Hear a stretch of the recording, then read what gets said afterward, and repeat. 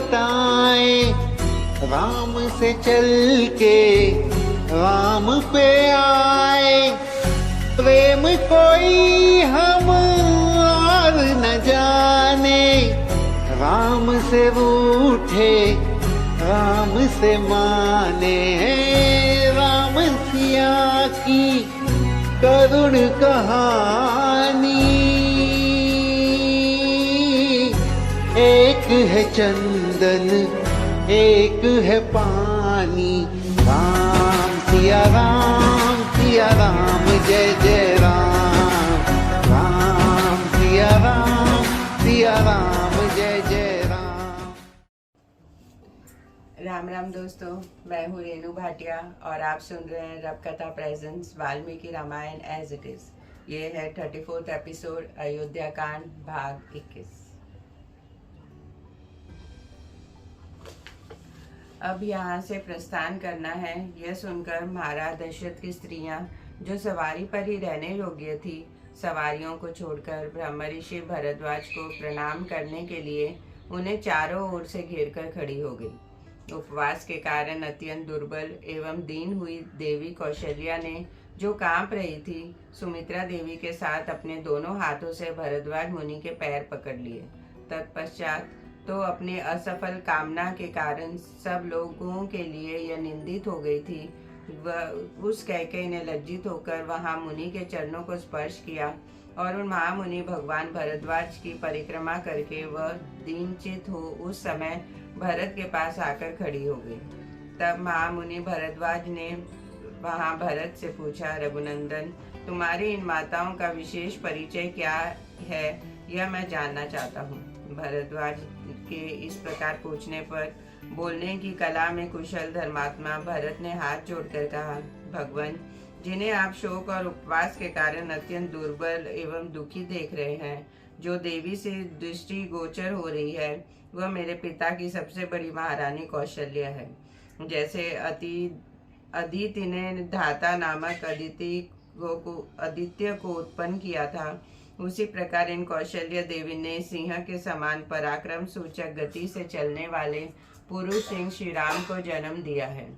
इतनी बाएं से कटकर जो उदास मन से खड़ी है तथा दुख से आतुर हो रही है, वह आभूषण शून्य होने से वन के भीतर झड़े हुए पुष्प वाले कनेर की डाल के समान दिखाई देती है।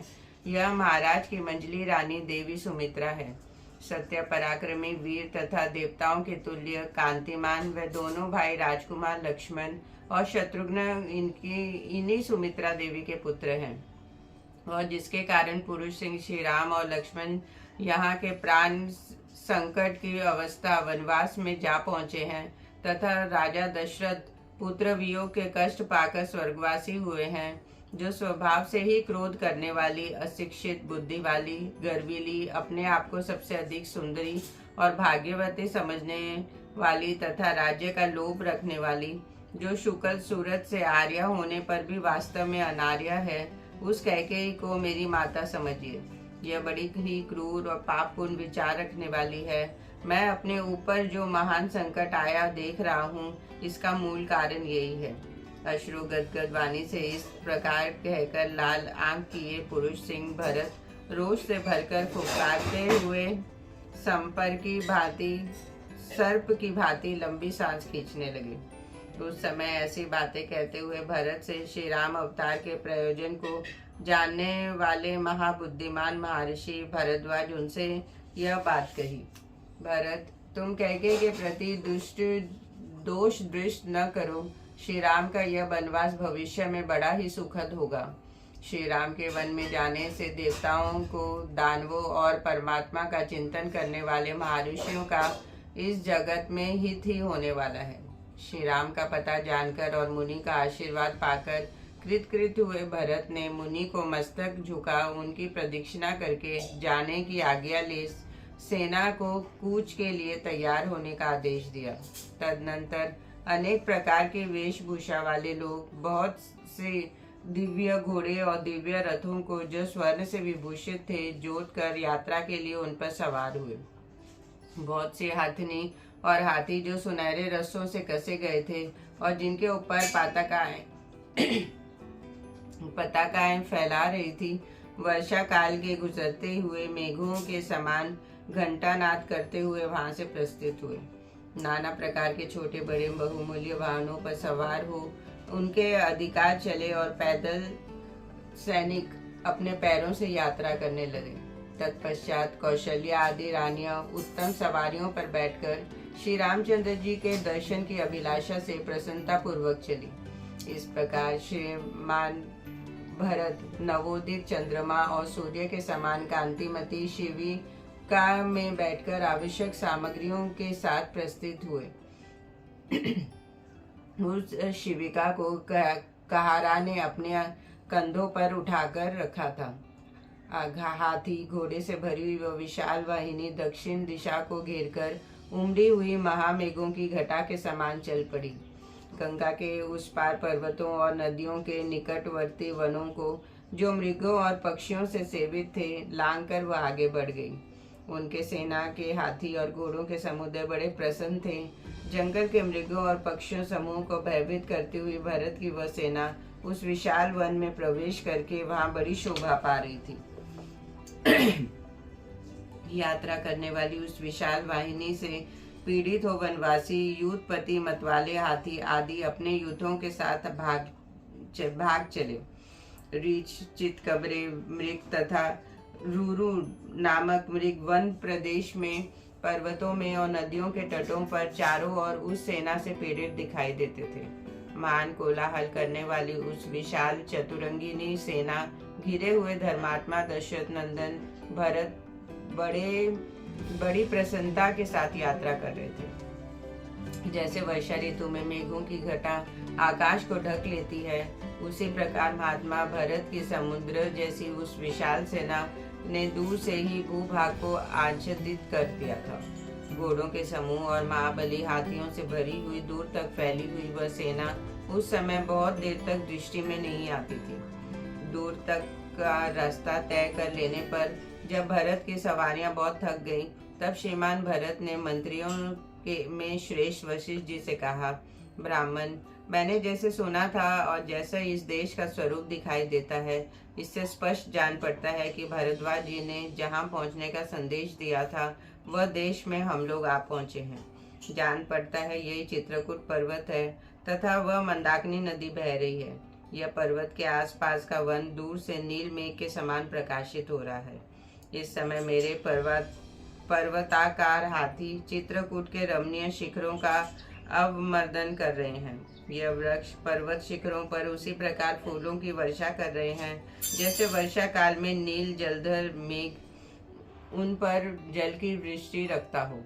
इसके बाद भरत शत्रुघ्न से कहने लगे, शत्रुघ्न, देखो इस पर्वत की उपत्यका में जो देश है जहाँ पर किन्नर विचरा करते हैं, वही प्रदेश हमारी सेना के घोड़ों से व्याप्त होकर मगरों के से भरे हुए समुद्र के समान प्रतीत होती है।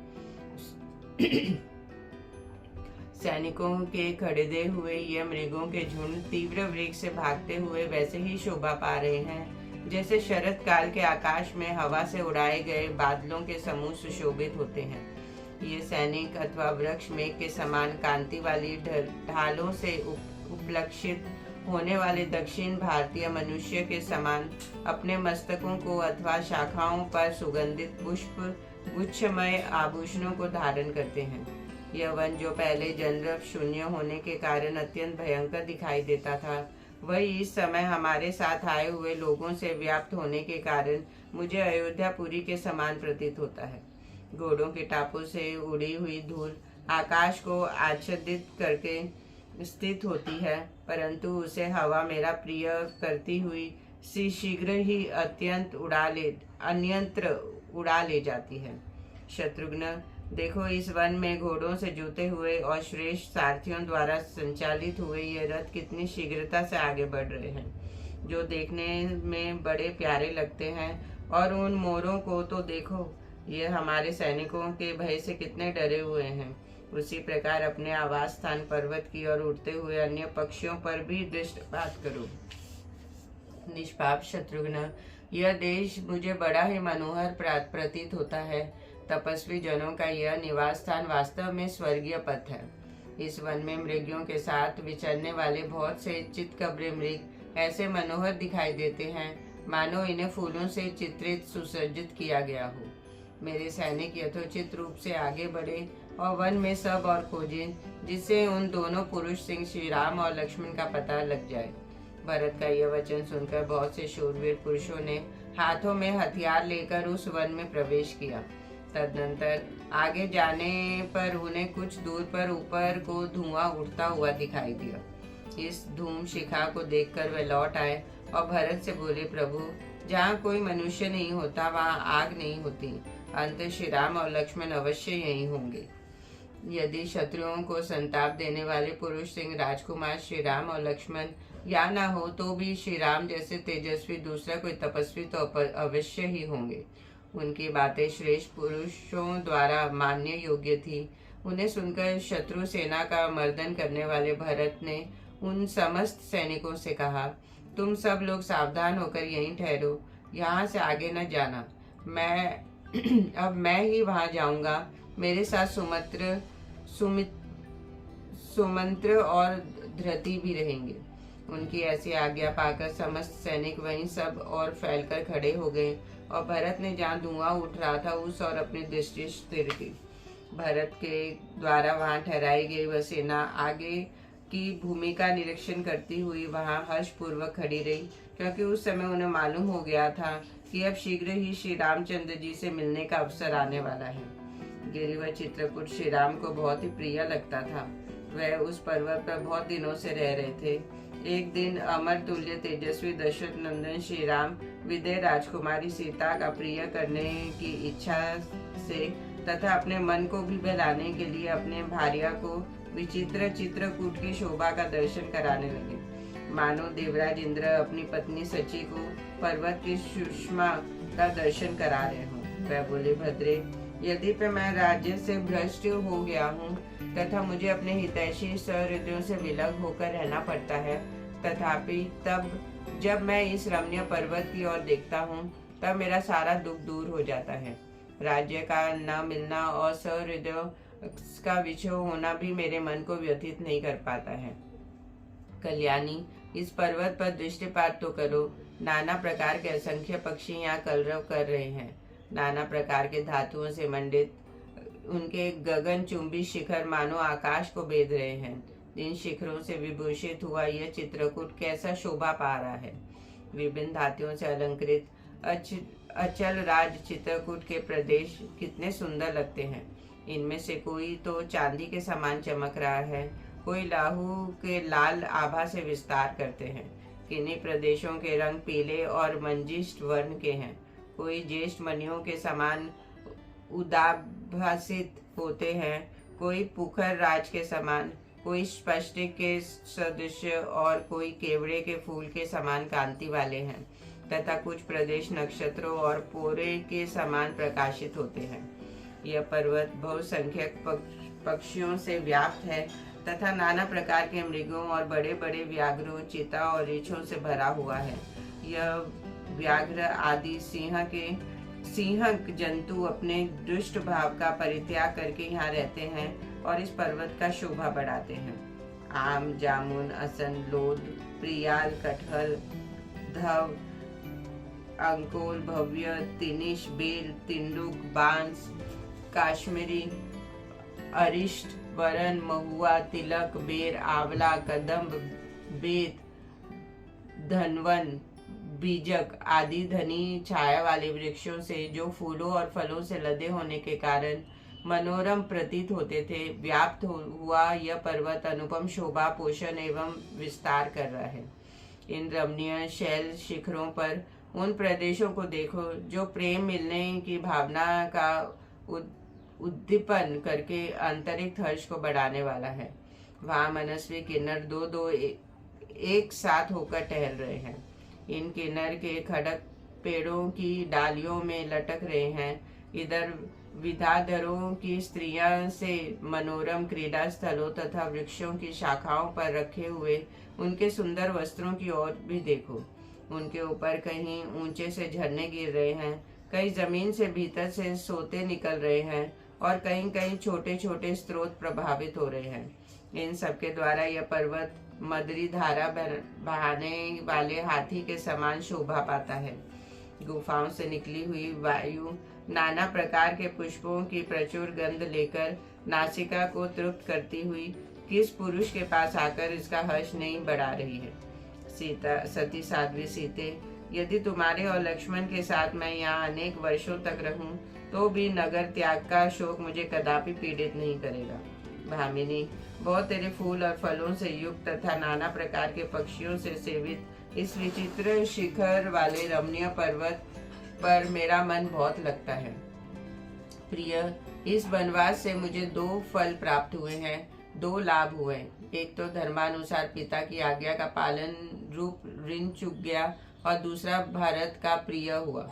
विदय कुमारी, क्या चित्रकूट पर्वत पर मेरे साथ मन, वाणी और शरीर को प्रिय लगने वाली भांति भांति के पदार्थों को देखकर तुम्हें आनंद प्राप्त होता है?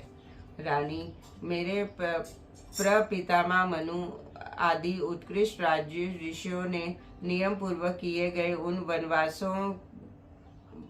वनवास को ही अमृत बतलाया है। इससे शरीर त्याग के पश्चात परम कल्याण की प्राप्ति होती है। चारों ओर इस पर्वत के सैकड़ों विशाल शिखाएं शोभा पा रही है, जो नीले, पीले, सफेद और लाल आदि विविध रंगों से अनेक प्रकार की दिखाई देती है। रात में इस पर्वतराज के ऊपर लगी हुई सहस्त्र औषधियां अपने प्रभात संपत्ति से प्रकाशित होती हुई अग्निशखा के समान उद्भासित होती है। भामिनी, इस पर्वत के कई स्थान घर के भांति दिखाई देते हैं, क्योंकि वे वृक्षों की घनी छाया से आच्छादित है, और कई स्थान चंपा, मालती और फूलों की अधिकता के कारण उद्यान के समान सुशोभित होता है, तथा कितने ही स्थान ऐसे हैं जहाँ बहुत दूर तक एक ही शिला फैली हुई है। इन सबकी अपनी शोभा है। ऐसा जान पड़ता है कि यह चित्रकूट पर्वत पृथ्वी को फाड़कर ऊपर उठाया है। चित्रकूट का यह शिखर सब ओर से सुंदर दिखाई देता है। प्रिय, देखो, यह विलासियों के बिस्तर है, जिन पर उत्पल, पुत्र, जीविक, पुन्नाग, भोजपत्र इनके पत्ते ही चादर का काम करते हैं, और इनके ऊपर सब ओर से कमलों के पत्ते बिछे हुए हैं। प्रियत में यह कमलों के मालाएं दिखाई देती है, जो विलासियों द्वारा मसलकर फेंक दी जाती है। उधर देखो, वृक्षों में नाना प्रकार के फल लगे हुए हैं। बहुत से फल, मूल और जल से संपन्न यह चित्रकूट पर्वत कुबेर नगरी, वसवो, कसारा, इंद्रपुरी, नलिनी तथा उत्तर कुरु को भी अपने शोभा से तिरस्कृत कर रहा है। प्राण वल्लभी सीते, अपने उत्तम नियमों को पालन करते हुए सन्मार्ग पर स्थित रहकर यदि तुम्हारे और लक्ष्मण के साथ यह 14 वर्ष का समय मैं आनंद से व्यतीत कर लूंगा, तो मुझे भी वह सुख प्राप्त होगा जो कुल धर्म को बढ़ाने वाला है। तदनंतर उस पर्वत से निकलकर कौशल नरेश श्री रामचंद्र जी ने मिथिलेश कुमारी सीता को पुण्य लीला रमणीय मंदाकिनी नदी का दर्शन कराया, और उस समय कमल नयन श्री राम ने चंद्रमा के समान मनोहर, मुक्त तथा सुंदर कटी प्रदेश वाली विदेह राजनी सीता से इस प्रकार कहा, प्रिया, अब मंदाकिनी नदी शोभा को देखो। हंस और सरसों से सेवित होने के कारण यह कितनी सुंदर जान पड़ती है। इसका किनारा बड़ा ही विचित्र है। नाना प्रकार के पुष्प इसकी शोभा बढ़ा रहे हैं। फल और फूलों के भार से लदे हुए नाना प्रकार के तटवर्ती वृक्षों से घिरी हुई यह मंदाकिनी कुबेर के सौगंधिक सरोवर की भांति सब ओर से सुशोभित हो रही है। हिरणों के झुंड पानी पीकर इस समय कदापि यहाँ का जल गंदला कर गए हैं, तथापि इनके रमणीय घाट मेरे मन को बड़ा आनंद दे रहे हैं। प्रिय, वह देखो, जटा, मृग चर्म और वलकल का उत्तरीय धारण करने वाले महर्षि उपयुक्त समय में आकर इस मंदाकिनी नदी में स्नान कर रहे हैं। विशाल लोचने, मैं दूसरे मुनि जो कठोर व्रत का पालन करने वाले हैं, नैतिक नियमों का कारण दोनों भुजाएं ऊपर उठाकर सूर्यदेव की उपासना कर रहे हैं, उन्हें भी देखो।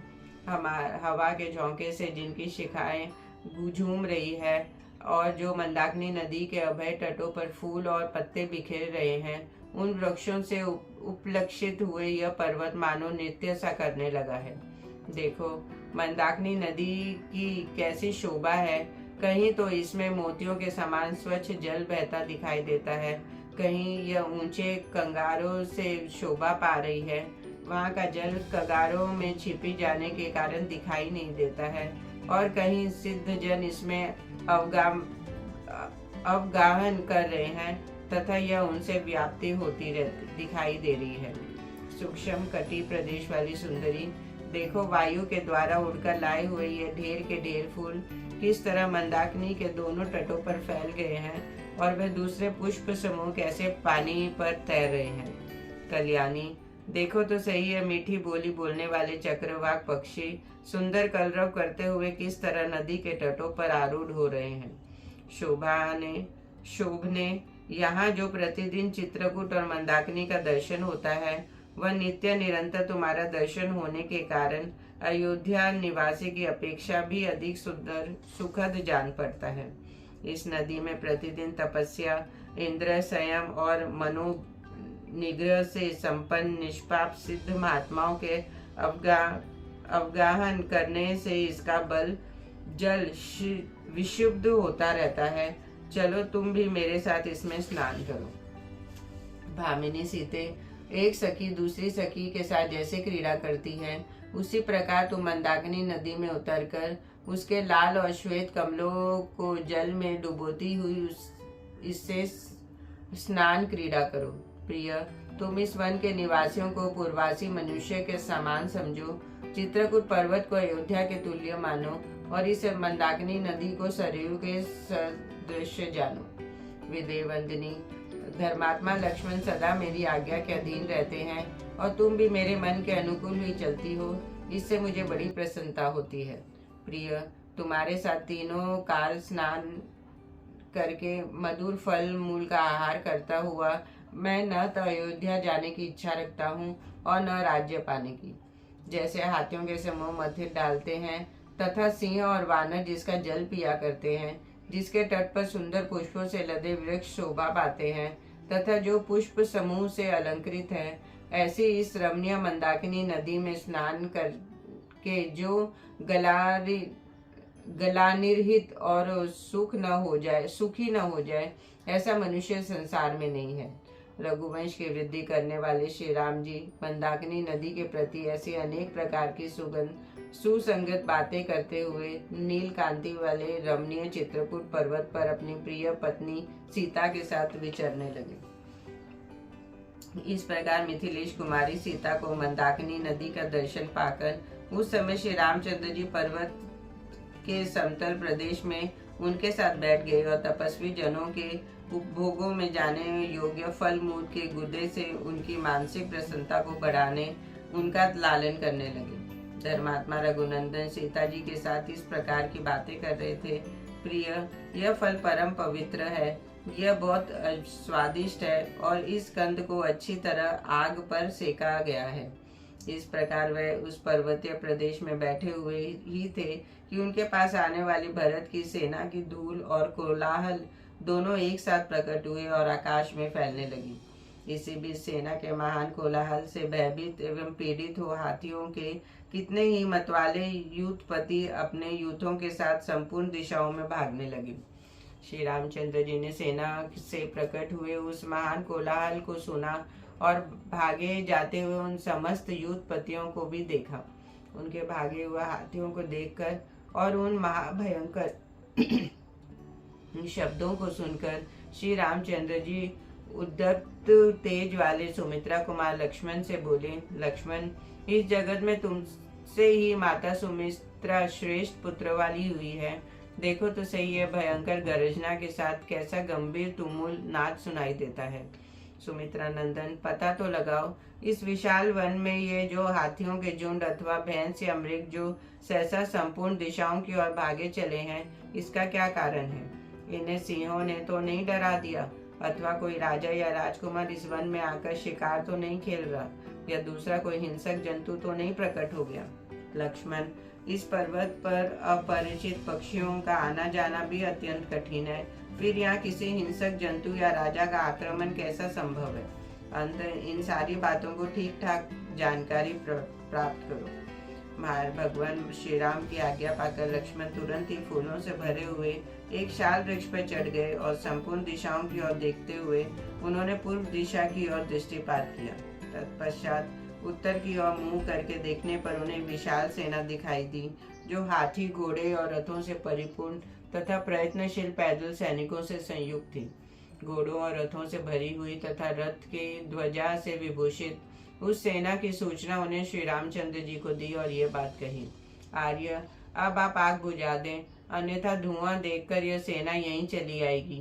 देवी सीता गुफा में जा बैठे, आप अपने धनुष पर प्रतिज्ञा चढ़ा लें और बाण और कवच धारण कर लें। यह सुनकर पुरुष सिंह श्री राम ने लक्ष्मण से कहा, प्रिय सुमित्रा कुमार, अच्छे से देखो तो सही, तुम्हारी समझ में यह किसकी सेना हो सकती है?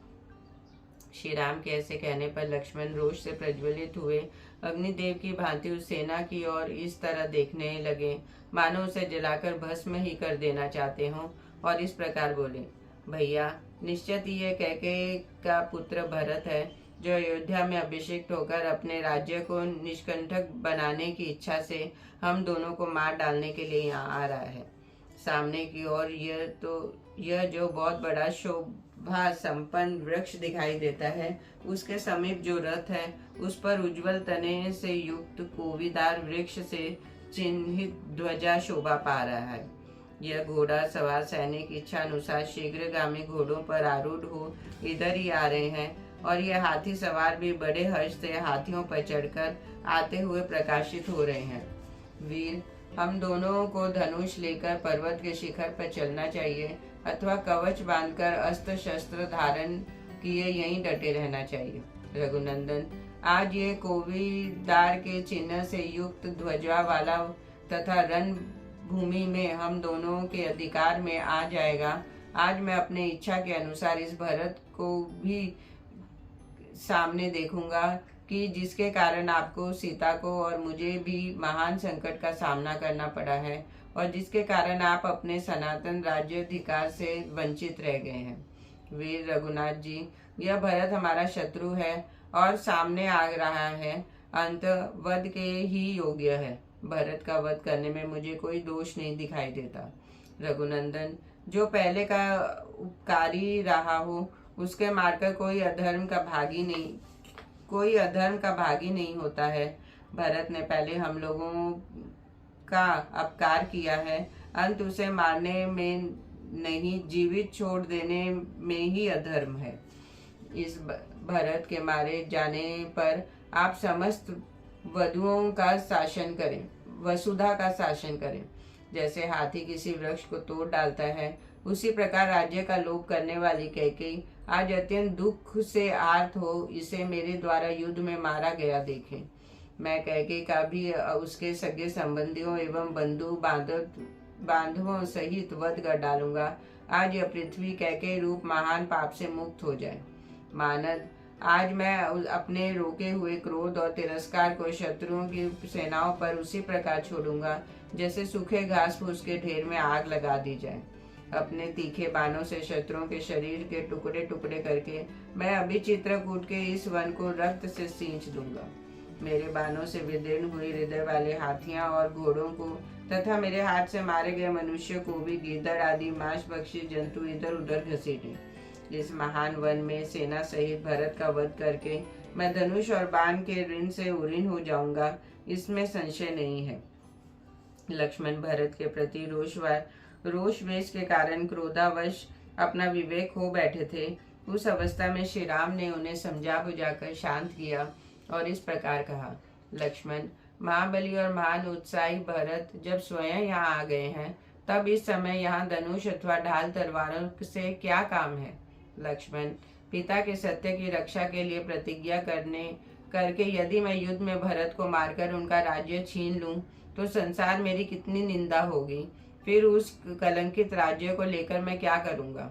अपने बंधु बांधवों या मित्रों का विनाश करके जिस धन की प्राप्ति होती है, वह तो विष मिश्रित भोजन के समान सर्वथा त्याग देने योग्य है, उसे मैं कदापि ग्रहण नहीं करूँगा।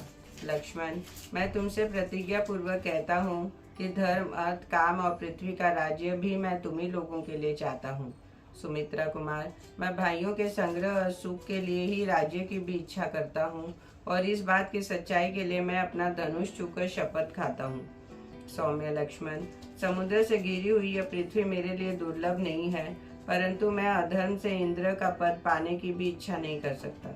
मानद, भरत को, तुमको, शत्रुघ्न को छोड़कर यदि मुझे कोई सुख मिलता हो तो उसे अग्निदेव जलाकर भस्म कर डाले। वीर पुरुष प्रवर, भरत बड़े भातृभक्त हैं, वह मुझे प्राणों से भी बढ़कर प्रिय हैं।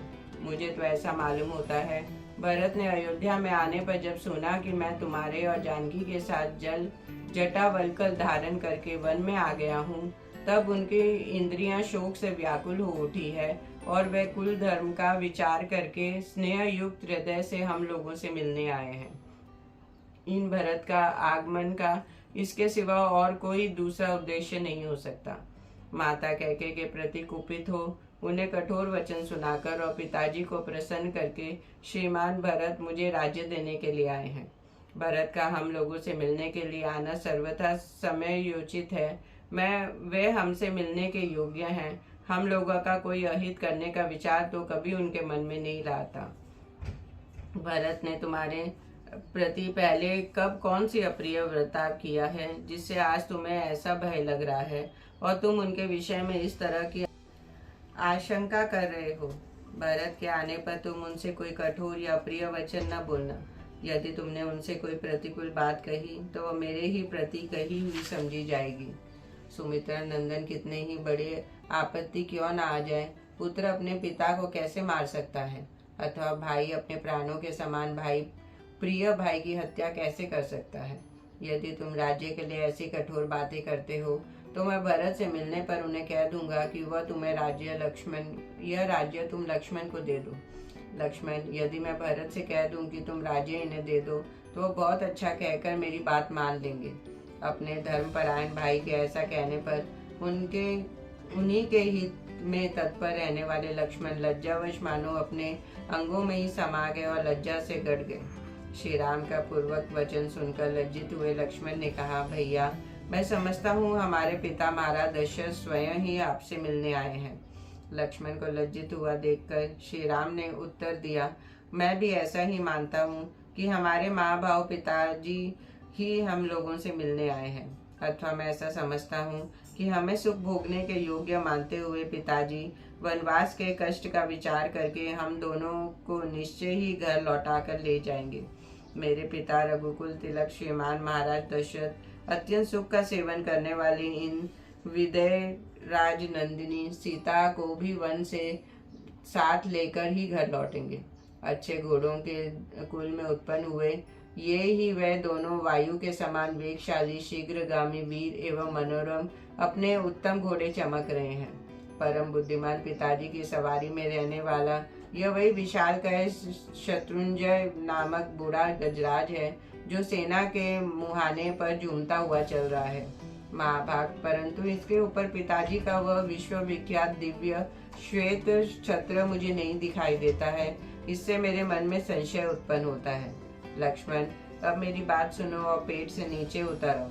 धर्मात्मा श्री राम ने सुमित्रा कुमार लक्ष्मण से जब ऐसी बात कही तब युद्ध में विजय पाने वाले लक्ष्मण उस शाल वृक्ष के अग्रभाग से उतरे और श्री राम के पास हाथ जोड़कर खड़े हो गए। उधर भरत सेना को आज्ञा दी कि यहाँ किसी को हम लोगों द्वारा बाधा नहीं पहुंचनी चाहिए। उनका यह आदेश पाकर समस्त सैनिक पर्वत के चारों ओर नीचे ही ठहर गए। उस समय हाथी घोड़े मनुष्य से भरी हुई इक्ष्वाकु वंश नरेश की वह सेना पर्वत के आसपास 1.5 योजन भूमि घेरकर पड़ाव डाले हुए थी। नीतिज्ञ भरत धर्म को सामने रखते हुए गर्भ को त्याग कर रघुकुल नंदन श्री राम को प्रसन्न करने के लिए जिसे अपने साथ ले आए थे, वह सेना चित्रकूट पर्वत के समीप बड़ी शोभा पा रही थी। जय श्री राम।